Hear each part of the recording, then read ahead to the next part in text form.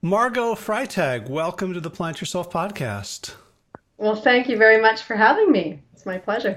Yeah, so you're located. You said north of Minnesota, and by my excellent education, that tells me Canada, right?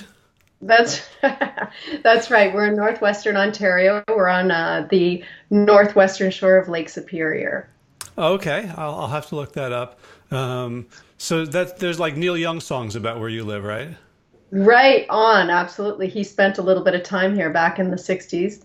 And I think this is where, yeah, well, like the song says, where stills met young, right? Okay, nice. Is that really I think so. I mean, that's the story. I was a awesome? baby at the time, so I don't know for sure, but Right. Well, uh, I'm going to spare everyone my Neil Young impression.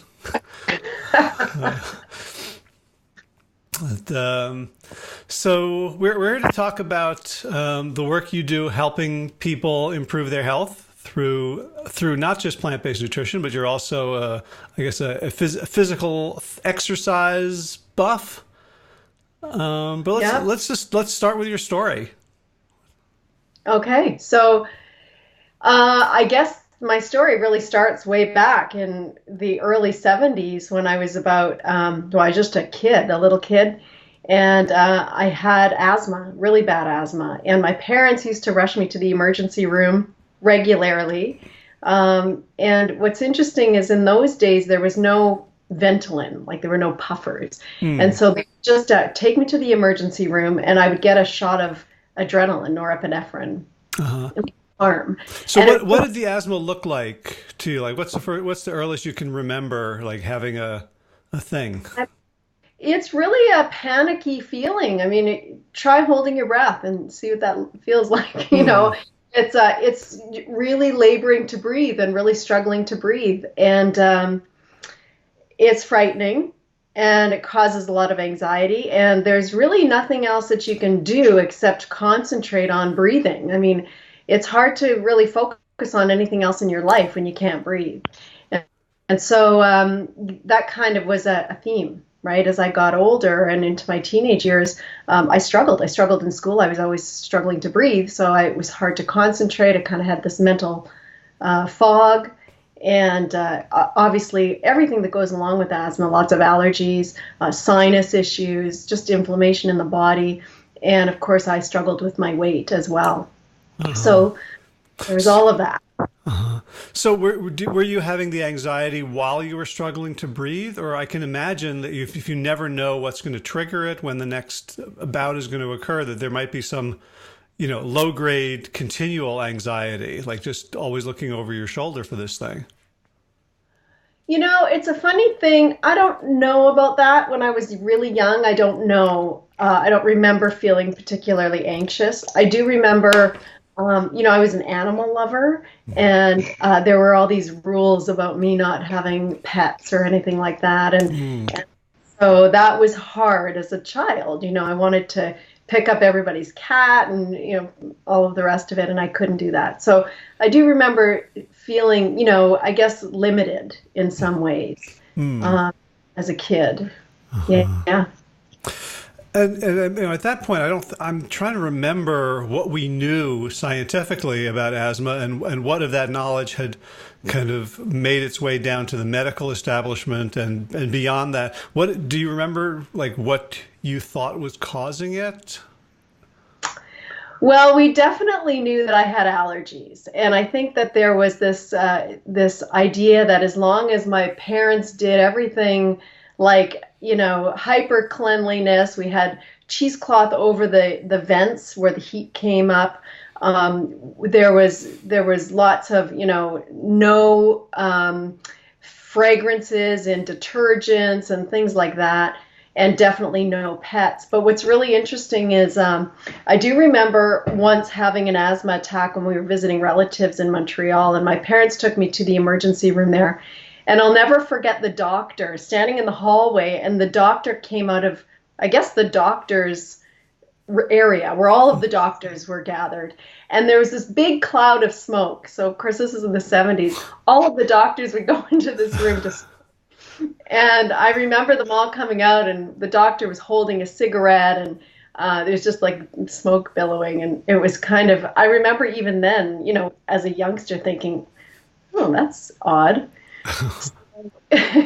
Yeah, and so I don't know what they knew. Obviously, there's some gaps in their understanding of lung health, but there was definitely an understanding that allergies played a role.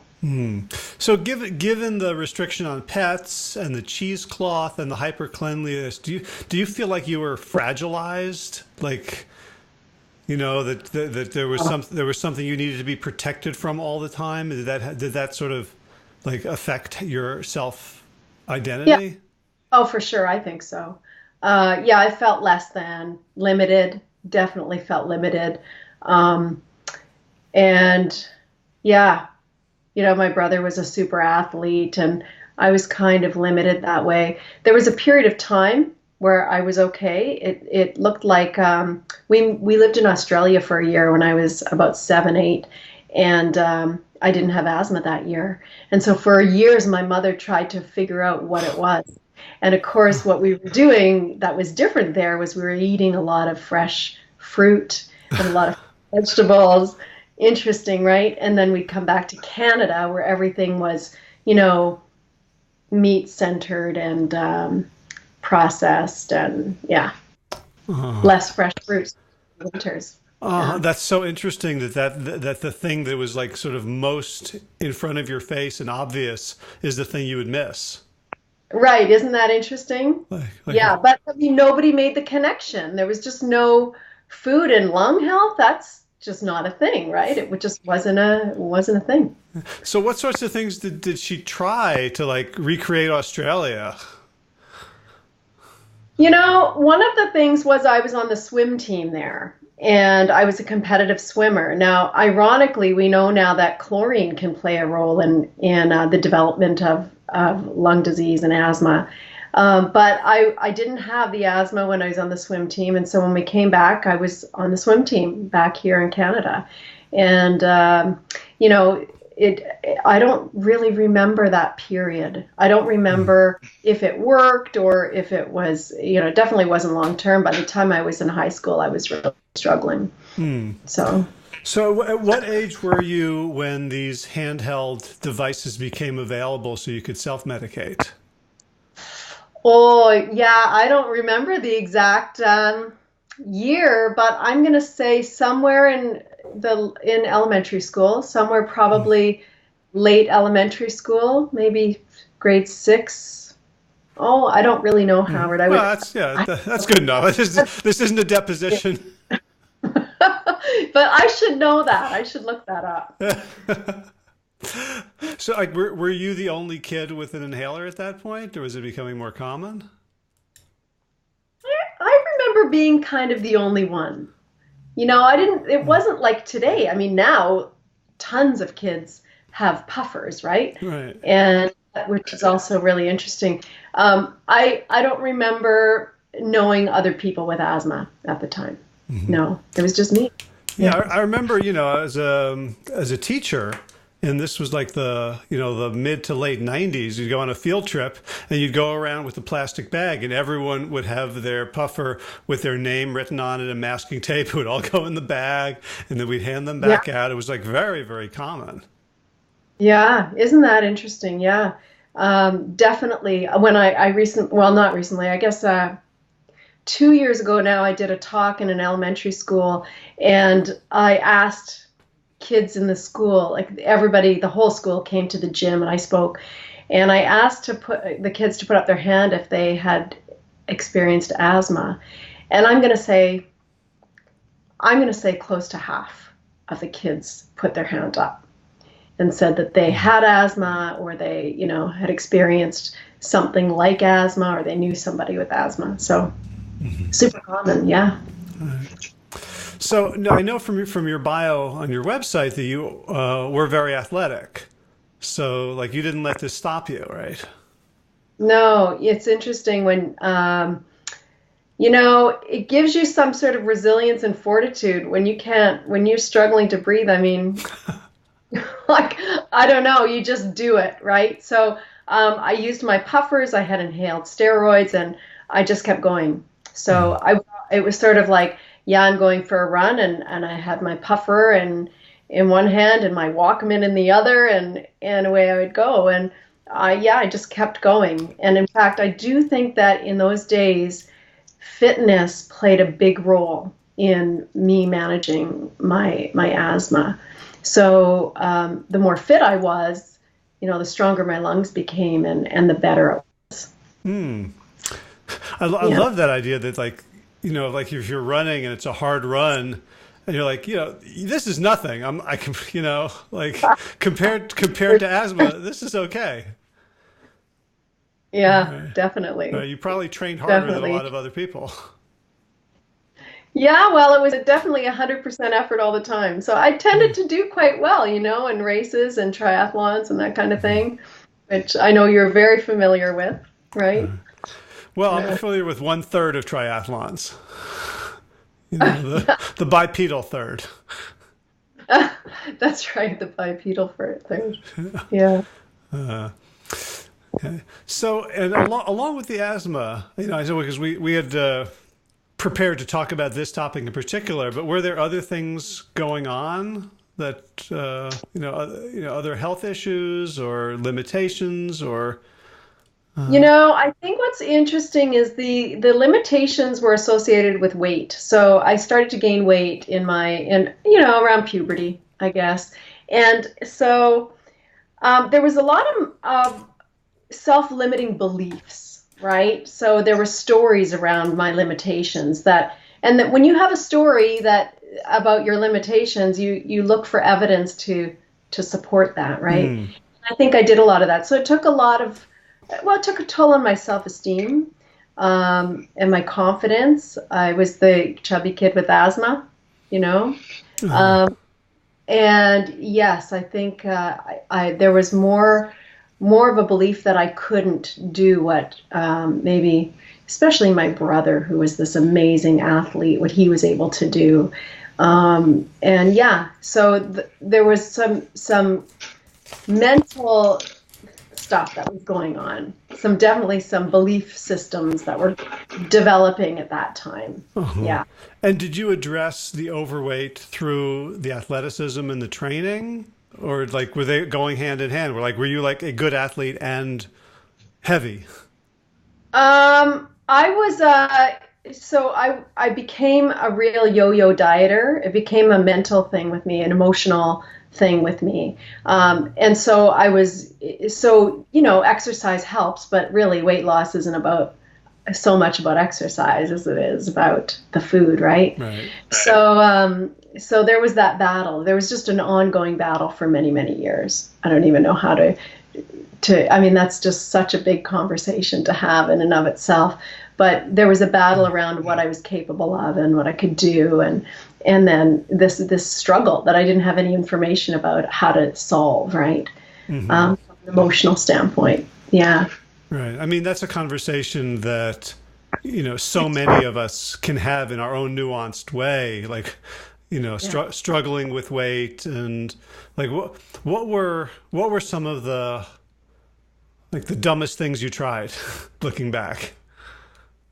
Oh, I did it all. Okay, so the extreme exercise is one thing. Starvation diets, like I'm not eating for a week.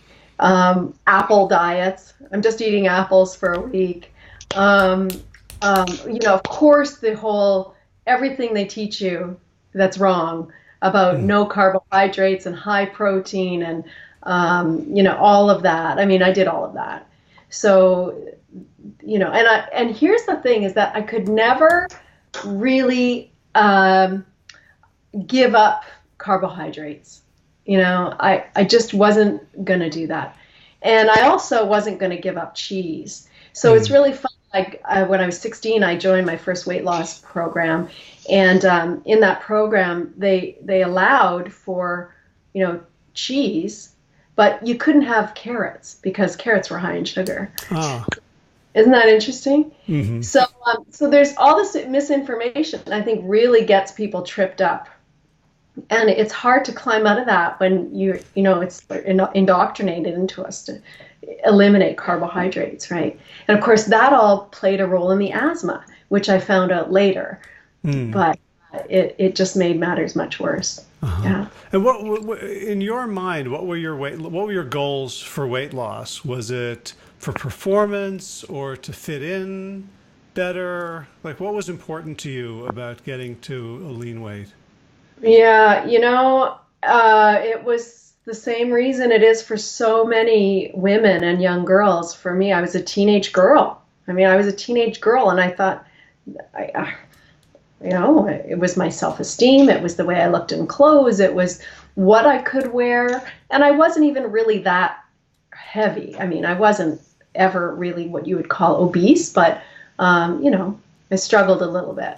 I mean, and so why? I mean, it was just all of the things. It wasn't health. I never made the connection between health and my lungs and wanting to lose weight. It was all about the ego at that time as a teenager and young woman in my 20s. It was all about how I looked. I would say that would be a very truthful and honest answer.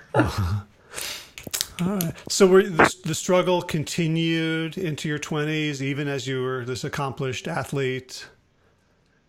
Yeah, I would say into my 20s and into my early 30s even. And it was around that time where I started to understand. So what happened was I was studying to become a massage therapist because, it was just the whole fitness connection. And I was in school at the West Coast College of Massage Therapy in Vancouver, British Columbia. And I was so fortunate that one day we started our nutrition program, or our nutrition course, and my nutrition teacher for the whole semester was Brenda Davis. Oh, yeah. So I had a whole semester with Brenda, and she really was the first person I ever heard talk about food in a different way, that food could actually play a role in healing your body, that it could help you not just lose weight. It wasn't just about the food groups and the Canada Food Guide or the USDA guidelines. It was more really about some foods that you eat can heal you and improve your life and your health. And then other things that you eat that we may call food are really not something that contribute to health. So that was the first time I heard that. And I wasn't ready to make all the changes right away, but when I heard that, it definitely was a defining moment. Now, Brenda is an encyclopedia of knowledge. Yeah. Did she know anything about asthma? Was there data at that point? Because I don't, until I started communicating with you, I didn't know of any.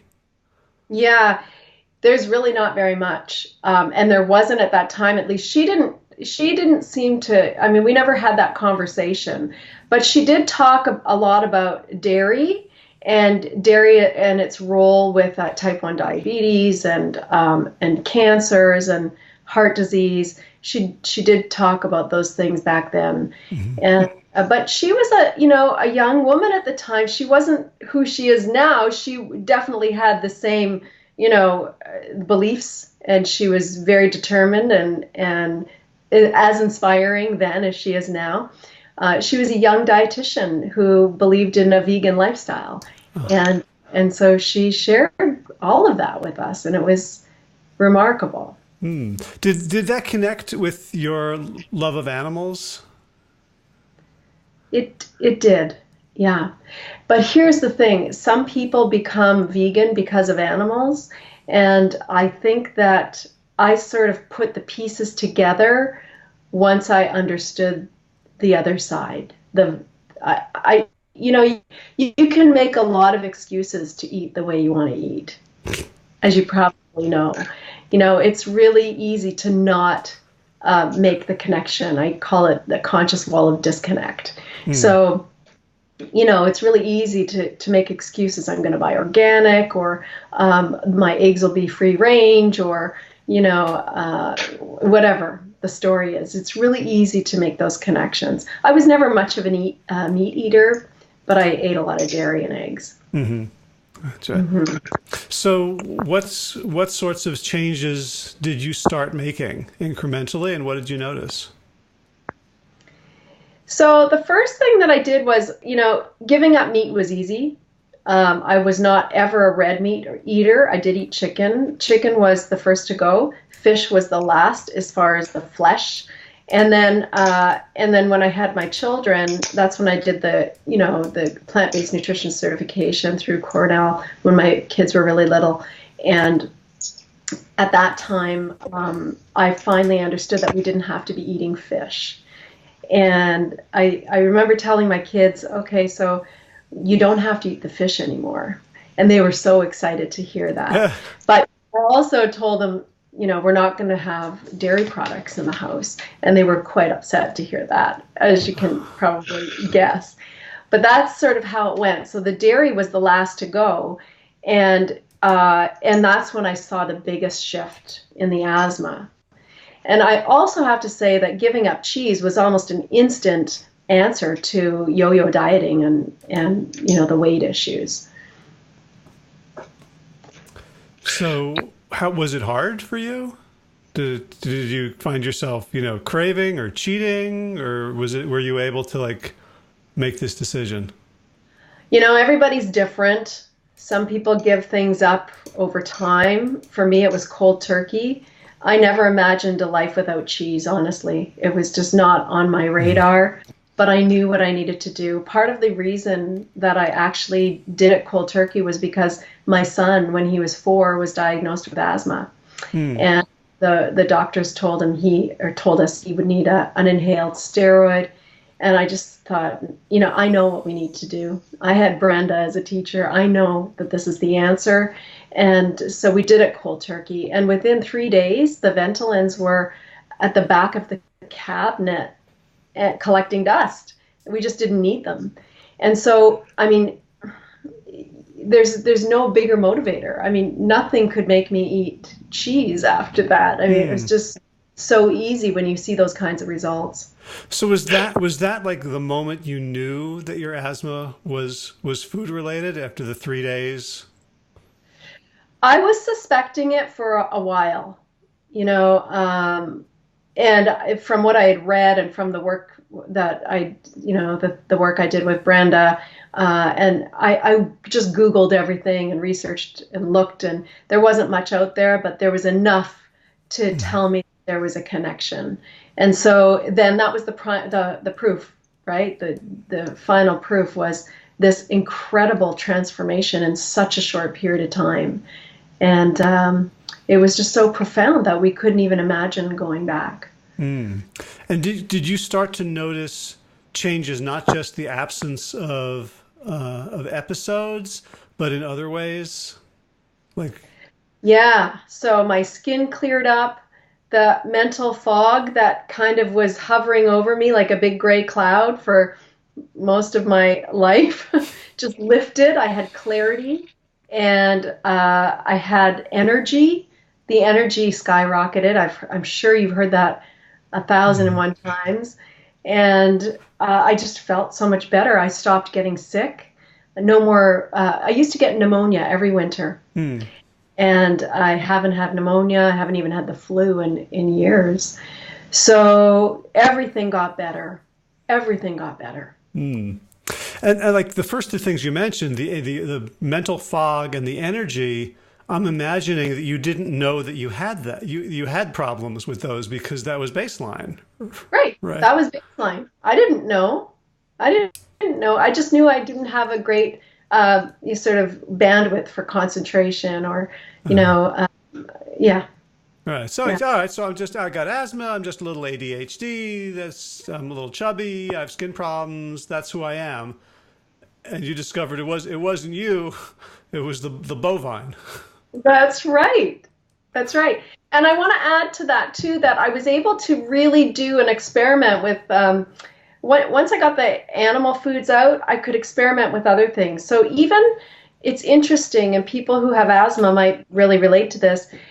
even processed foods. So the more processed something was or is, that can even trigger the asthma. So I noticed things like artificial color, artificial flavor, MSG, and other sort of processed chemicals that go into processed foods did make a difference. So it's really about clean, whole foods, plant-based. Mm-hmm. That's the way to go. Gotcha. So once you made that shift, where were there still episodes where, like, something in the environment or cat dander or something just overrode it, or was that like was removing the offending foods enough to never trigger you into another attack? Yeah, it's really interesting. So I was done. The asthma was over. It really was over. And so, of course, we had a rabbit for 7 years, which I used to not even be in the same room with a rabbit. I just couldn't. I have 2 horses. I used to be allergic to horses. And that was all great. Now, a couple of years ago, we adopted 2 puppies, and their mom was a Great Dane, so they're really big and they're crazy. And I was fine with them. And I also got a little lax with, my kids are teenagers now, so there's more processed foods around. Mm. And when I get into that, the asthma, I can tell that it's, plays a role. If my diet is really clean, I'm not affected by the dogs. If I let junk seep in, artificial color, artificial flavor, deep fried things like French fries or tortilla chips, I can tell. I can notice the difference. Mm. And how about your son, who's a teenager and a bringer of junk food? Does he ever slip up and get another attack? He doesn't.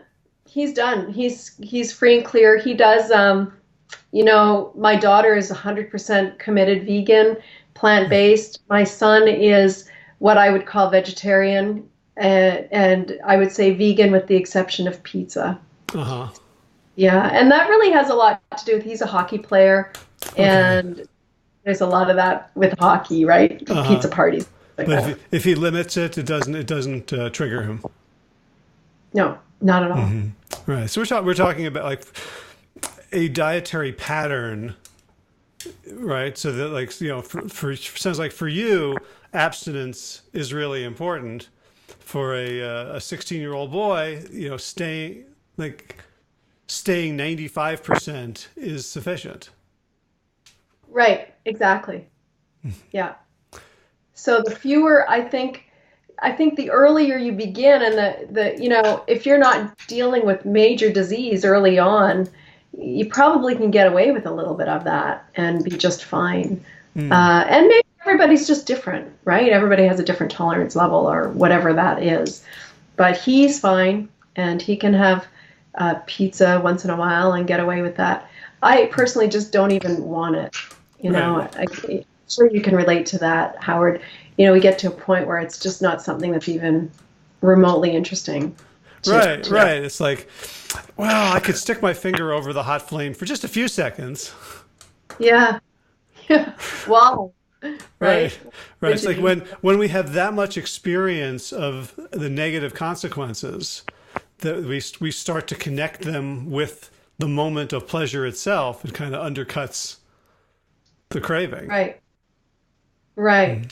100%. I mean, it's just there's nothing that could make me want to have any of that, Mm-hmm. and it just wouldn't be worth it to me. And it's not interesting anyway. And I guess Doug Lyle says, the further away you get from the food in terms of duration, the less you're going to crave it, the less you'll want it. Right. So that definitely holds true with me. Right. So now, in terms of your career, your professional life, where you started out as a massage therapist? Yeah, massage therapist, personal trainer, and a nutritionist now. I was a high school teacher, and I taught high school for 7 years. And there were cutbacks in my town, so the population is shrinking, and I have a full schedule, and I really wanted be a health coach. This was, you know, what it's like. You just when you have a passion like this, and so I left the teaching behind, and I started my company. So I help women mostly in their 40s and 50s who are struggling in this way. So the people that I work with typically already understand the value of plant-based nutrition, and yet they have this added issue, and the issue is usually that they struggle to make it work, or they struggle to make it to make shifts in a new way of being that are sustainable and. So they find you through like plant-based groups, and so they're like, I know I should do this, and I keep screwing up. Yeah, there's a lot of that. That's kind of a mantra I hear a lot. You know, I know what I need to do, I just can't do it. So I just can't get going with it. You know, I can't make it stick. So yeah, I run a summit every year. In the past, it's been called Plant-Based Transformation, and this past year, 2019, we shifted that. It's now called She Thrives, Plant-Based Strong and Free. And so I get a great audience through those summits, and we interview all of the favorites, all of the amazing people out there who are changing the world with a new way of eating. And that's usually where my customers come from. Awesome. I'm making a note of that for my own business. Yeah. So what do you see as your contribution to because a lot of us in the move, we've been around, we've read this book, we've listened to this doctor, we've tried this diet, we've been part of this online group. Like what do they get from you that helps them get over that hump? So I run a 6-month coaching program, and that program is really, I mean, there is the nutrition component. You know, they get an education in nutrition. Most of them already kind of pretty well know what to do. What they don't get, and they can't seem to find elsewhere, is that whole emotional piece. They how to deal with the triggers and the self-sabotage, and you know what it is that's really keeping them from making it work. Why can't they lose weight and never keep it off? I actually had I have a client right now who sent me a picture yesterday of her feet on the scale, and it's the first time since 2016 that the scale was under 200 pounds. And I said, how does that feel? She said, it's awesome, of course. And she said, I can't remember how the conversation went, but it was something like, and I know what it was. I asked her, when was the last time you saw the scale under 200 pounds? And she said, it was in 2016, just very briefly. And then it was a ... but this is forever.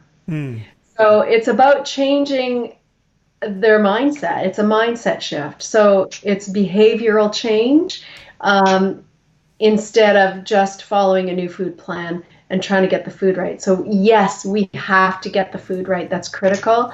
And then we deal with this whole other piece, which is really, behavioral change, emotional mastery, and mindset. So if you could list like the 3 biggest wrong mindsets or unhelpful, dysfunctional mindsets that your clients come in with, what might they be? Oh, you're putting me on the spot. Okay, so the first one would be, I would say people fighting for the limitations instead of the vision. And when I say that, I mean, they say they want this thing, they want it, and they say that, but they can't because their spouse doesn't eat that way. They can't because the doctor said they have a condition, they have a disease, they have a limitation. So they fight for the limitation instead of fighting for the vision. That's a big one. So we got to shift that. You've got to start fighting for the vision and understanding that the obstacles that's easy. We just have to think differently. If the limitations are no longer obstacles, then you've just cleared the path, right? The other one is people not believing in themselves. They don't believe they can, or they look at stats. I had a client say, she was she was very a big lady, and she finally was getting there, over 50 pounds lost, and more coming. And she said to me, yeah, but this is great, but the stats show that less than 2% of people keep the weight off. Less than 2%. And so, I had to remind her, I said to you, what you're doing, does this feel like a diet? She said, no. And that's the difference, right? So people have to get away from the dieting mentality. The dieting mentality is all about losing and then gaining it back because it's not sustainable. So I guess the second piece to that would be, I tell my clients, ask yourself with every small change that you make, is this sustainable? Is this something that I can do forever? Cool. So when people come in and they're arguing for their limitations rather than their vision, it's easy to tell them, don't do that. What gets them to shift? What is the internal work or the exercises or the practices that actually allow them to align more with the vision and see the obstacles as the game they have to win? So they need a strategy. So first they have to understand that most people don't know they're doing it, right? Mm-hmm. Most people don't realize that they're fighting for their limitations. So first of all, I identify that. We have to identify that that's what's happening. And I ask them, well, are you fighting for the vision or are you fighting for the limitation? And then, sometimes we hear a yeah, but, mm-hmm. Kind of thing. And then, when we get really clear on what are you fighting for, what do you really want? Of course, we do all the exercises, the big why and the vision you have for your life and all those things. But what is it that you really want? And why is this an obstacle for you? Because ultimately, when we start to shift and when you fight for the limitations, you're in a place of victim. You're a victim. Mm-hmm. And when you shift, when you identify that you are in victim mode or in victim status, and you decide to take responsibility for your actions and responsibility for your life, then there are no more limitations. The limitations dissolve because now you're responsible. You're no longer a victim of your circumstances or of your environment or anything. So I'm going to ask you a question that I'm pretty sure I know the answer to, but yeah, I might not. When the women in their 40s and 50s discover that they don't have to be a victim in this domain, does that spill over into other parts of their lives? Yeah, Howard, you know this. You know all about this. I know it. Yeah, so the old saying is the way you do one thing is the way you do everything, right? So, yes, I mean, this is just a way of being. If you show up for yourself in this way, of course, it affects every part of life. And in fact, the whole last section of my program is you stepping into your purpose and into a bigger vision, and into the real reason that you're here on planet Earth, right? Fulfilling your destiny. And it's amazing how when you take charge, when you take your power back, when you are no longer a victim of your circumstances, you can do anything. You can do anything. Mm-hmm. And to add to that, when you have your health and you're in charge of your weight and in charge of what you put into your body, you are empowered in every sense. And conversely, when you're struggling with your weight and you're preoccupied with your body and you're preoccupied with the cravings and the junk and all of that, you can't get on with what you're really here to do. You can't get on with your life. So that has to be taken care of.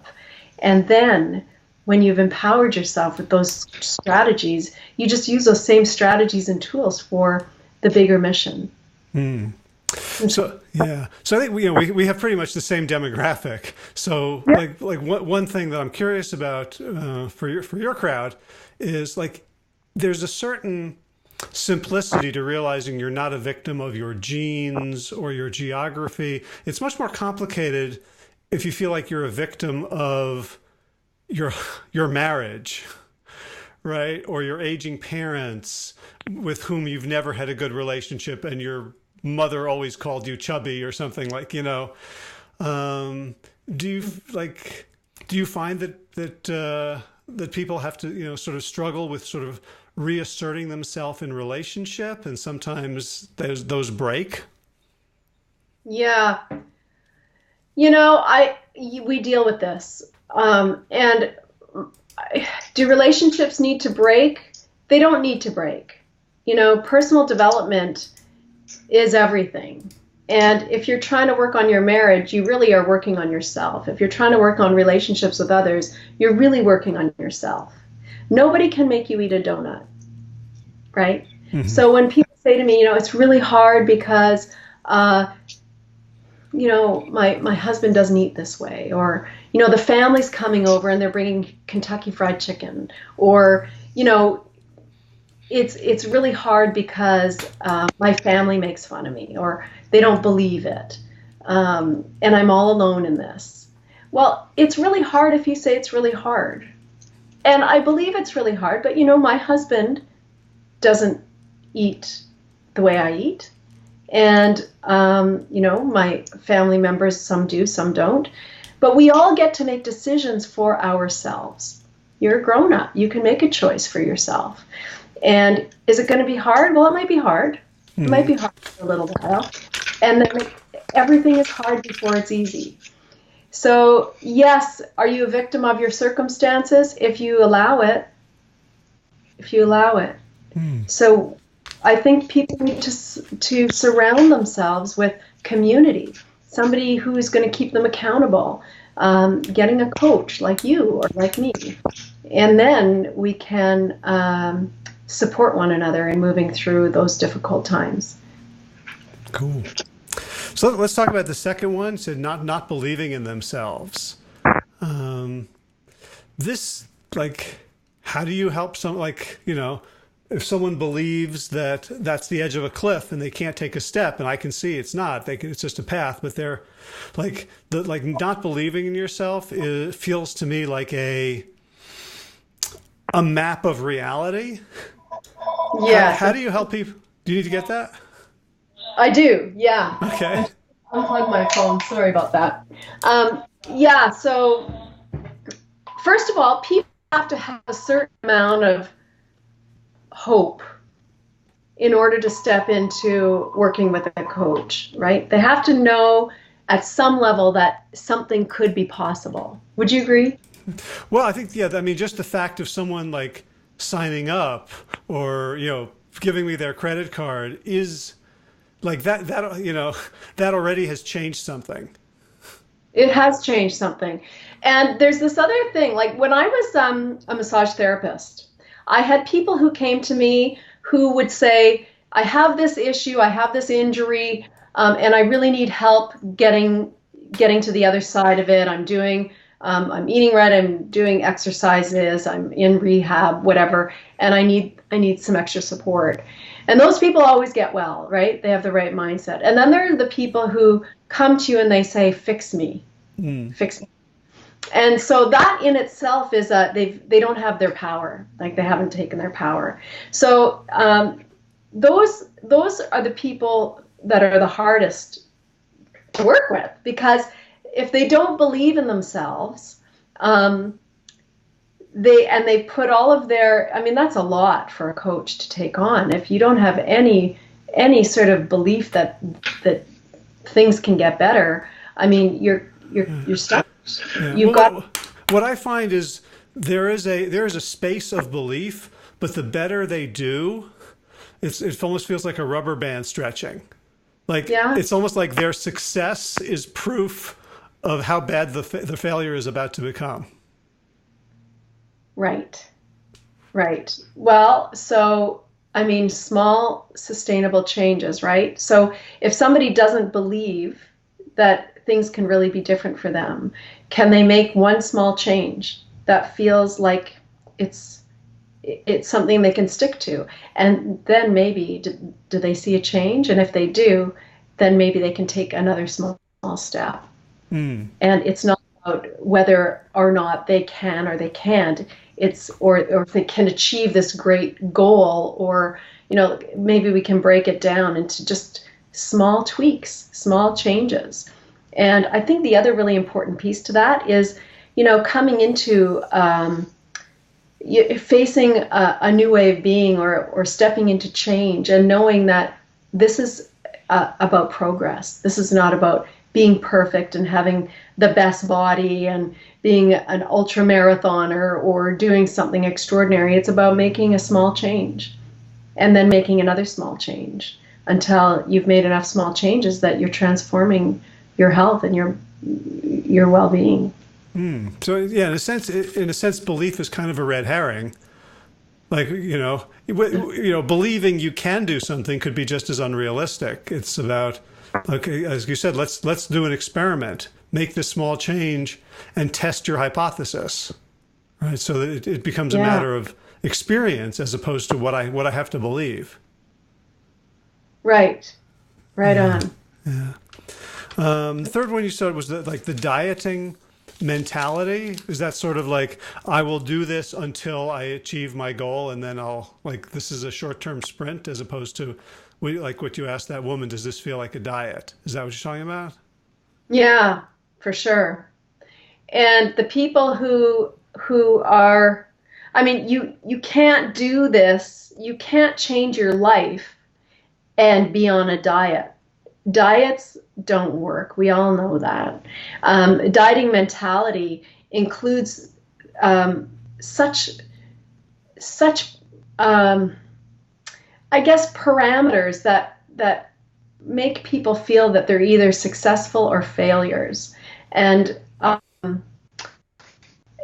think that, changing small things and understanding that slipping up and not being perfect is just part of the journey is really the only way.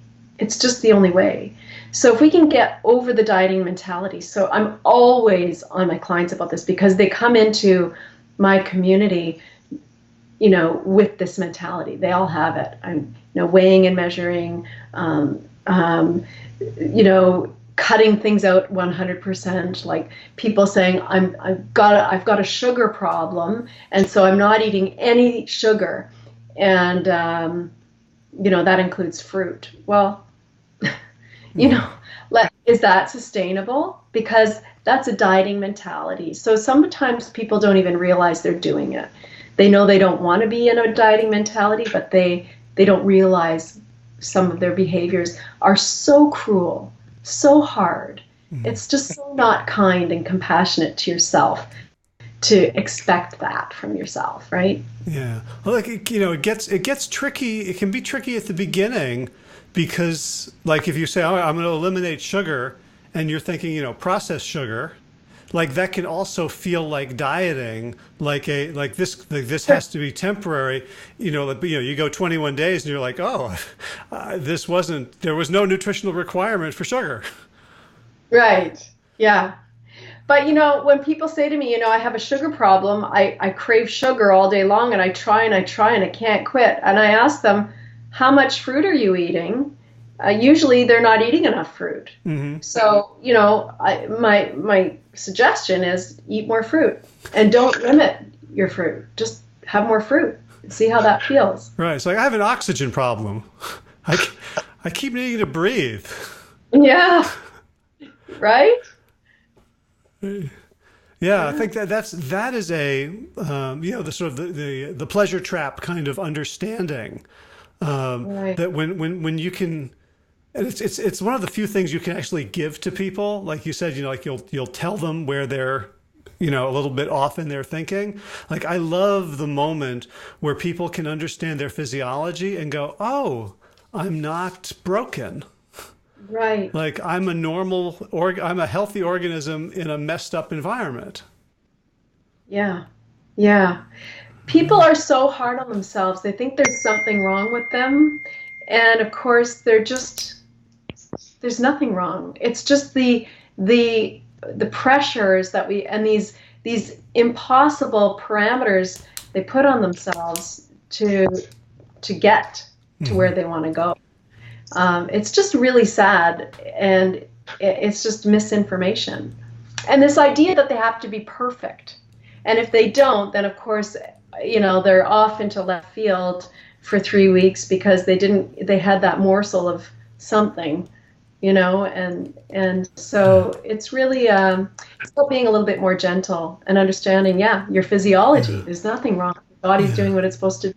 Yeah. So what do you tell people when they come back to you and they confess that they had that morsel and they didn't do what they were hoping to do? How do you get them back? Well, I love that. I mean, I congratulate them for doing it. So in fact, sometimes I tell people, depending where they are in the journey, to practice being imperfect.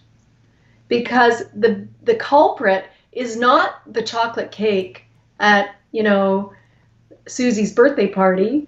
The culprit is, what did you do after you had the chocolate cake? Did you say, oh, well, I'll start again on Monday? Or did you just decide right then that the next thing that you have is going to be healthy?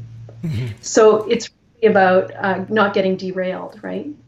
And I also encourage people to make planned decisions about treats. So instead of, telling yourself all week long that you've got the birthday party on Friday and you're not going to have the cake, and then you go to the party and you have the cake, well, I mean, this is really not about the cake. This is about how you feel about yourself. And so if you make a planned decision about that, you're going to go into that situation, have the cake, and then it's over and it's done. And you don't have to worry about it anymore. And you haven't damaged your self-esteem. You haven't lied to yourself. You haven't negotiated yourself out of your plan, right? You've just set yourself up for success. And having that chocolate cake was actually successful because it was planned. It was not being in the moment and letting yourself down and making impulsive decisions about treats. Mm-hmm. Do you worry that people can abuse that notion and let themselves off the hook, like 3 times a week or 3 times a day? Yeah. So yes, I don't really worry about it, but people need to know what that means exactly. So if somebody says, well, the family's coming for a family gathering and we're going to have the whole weekend together, and so I'm just going to go for it all weekend. Well, that's not what I mean. Mm-hmm. That's I'm talking about a little something that seems reasonable. Like, you're going to a birthday party. We live in this part of the world now. Our birthday cakes are always vegan. They're not necessarily healthy, but do I have a piece of vegan Chloe Coscarelli's chocolate cake on my birthday? Yeah, I have a little sliver. And then I get on with it. Then I get on with my, proper healthy eating. Mm-hmm. Yeah. And so I think that's just a conversation that we have to have with our clients. Okay, cool. So before we go, I want to talk about horses. Right? Yeah. Because you mentioned something, I can't even remember the thing, but it's like a cool way of working with horses. Yes, that's great. I'm so glad you asked about my horses. I have 2 horses. They're Spanish Mustangs, and one is from the Pryor Mountains in Montana, Wyoming. And I have had people come retreats and private sessions here. And what we do is really interesting. We have people work with the horses in a way that is a reflection on themselves. So, for example, I'll have somebody, so I have a horse that's really great at side passing a barrel on the ground. So people will stand, hold the horse, and I'll get them to ask the horse to side pass over the barrel. And so what does that look like? Do they just sort of prance sideways over it? Yeah. So it's about getting the horse to move sideways. So it's like dressage sort of thing? Yeah. It's sort of like a dressage movement. So front feet are on one side of the barrel, back feet are on the other, the barrel's on the ground. Mm-hmm. And, the horse will sidestep over the barrel. You just have to give her the right signal. And she's great at it. Okay. Well, when somebody doesn't really know what the signal is, and they have to try to figure out the signal, it's really interesting to see what people do. And, I'm sort of blowing it for anybody listening who, might come and try this. But the idea is that people will tend to try the same strategy over and over again and expect the horse to finally get it. Mm. So, what I'm talking about, Howard? This is about doing the same thing over and over again, expecting different results. Right. And these are people who have done 73 different diets, and That's they've right. always approached them the same way. Yeah, that's right. Mm-hmm. So what do you really, you're just doing the same thing over and over again. And so the key piece there is that the horse will do what you want. You just have to ask the right question in the right way. Mm-hmm. That's just one of the things that we do, for example. So we do a lot of work. It's really mirroring your own behavior and what that teaches us about ourselves. And, there's a lot for a lot of people. There's a lot of interesting revelations about fear and comfort and confidence and just sort of peace and harmony within. So if you're a horse will tell you a lot about you. Mm. I mean, there's so much to share about that. I could talk for hours about it. And, a horse will really mirror what it is you're thinking and feeling. If you've ever stood in front of a horse and they move into your space and you take a step back, Mm-hmm. they're actually asking you, are you the leader or am I? And the horse, as you being the other horse, the horse who moves his feet first is not the leader.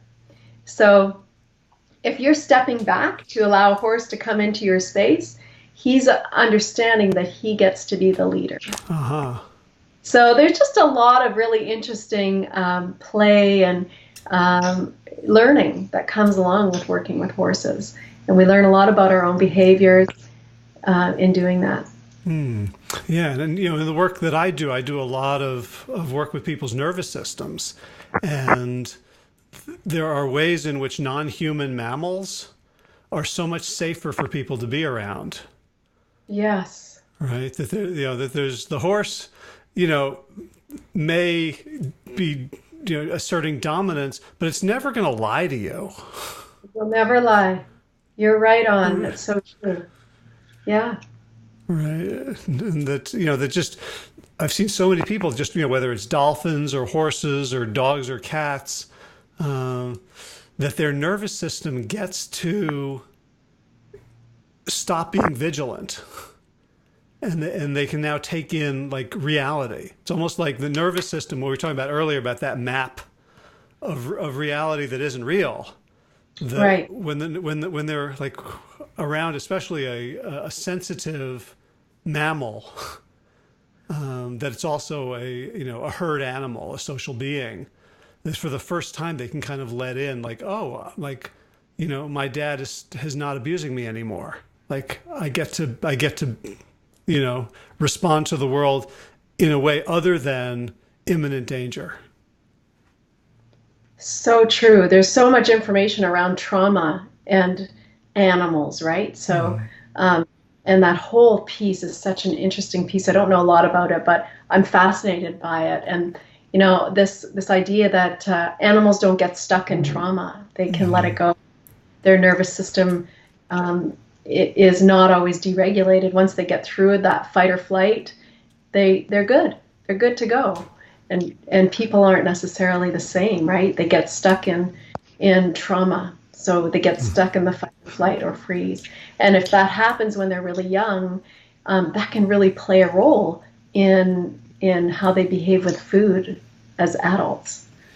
So super interesting stuff. Yeah, you just give me a great idea because we're planning a retreat here near me, and there's actually 5 horses in the 2 paddocks next to the Airbnb. And I'm like, trying to, like, I don't know enough about horses to to integrate them into a health retreat, but maybe Sure. the owners do. Yeah, sure. I'm sure they would. I mean, a lot of people who work with horses or have horses don't really realize that they have this knowledge. They just do their thing with their horses, right? Right. But yeah, be great. Cool. Well, we're at the top of the hour, so I want to make sure that people who want to find you can do so. Where would they look if they want to know more about you or work with you?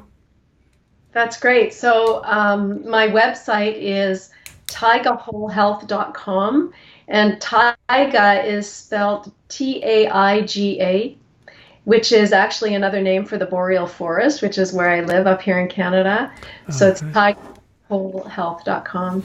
And if anybody wanted to email me, it's just Margot, Margot, at taigawholehealth.com. Okay, great. And you've got I was on your website, you've got a free course that people can just sign up for? I have mini courses, 3-part video series that are about, I guess, sort of 45-minute long video trainings that people can tap into. And I have a 6-month program as well. Mm-hmm. Is your program for individuals or group based? It's both. So it's a combination. It's a group program. And there's private coaching throughout. Okay. Yeah. Cool. So Taiga, Taiga, taigawholehealth.com, Margot at taigawholehealth.com, and people should check it out. You also have a very non-intimidating list of recipes. It's like 15 or 20, which I think is a perfect number. So, you know what? I have a theory about this whole thing. So many people say to me it's complicated and it's too much chopping and too much time in the kitchen. And as a mom and a non-culinary type person, I'm on a mission to keep it simple. So that's why the short list of simple recipes. Great. Yeah. If I had a recipe on my site, it would involve a can opener and a can of beans, I think. Yeah, for sure. I'm with you on that. Well, Margot, it's been delightful talking with you, getting to know you. I'm glad we got the Skype to work. Yes, thank you so much. It's been such a pleasure to be here today. Yeah, so let's stay in touch. I think our philosophies are maybe like 89, 92% aligned. So maybe there's some collaboration we could do along the way. That sounds like fun. I would love to do something like that. Yeah, definitely. Cool. All right. Well, thank you again and take care. Thanks, Howard. Take care. Bye-bye.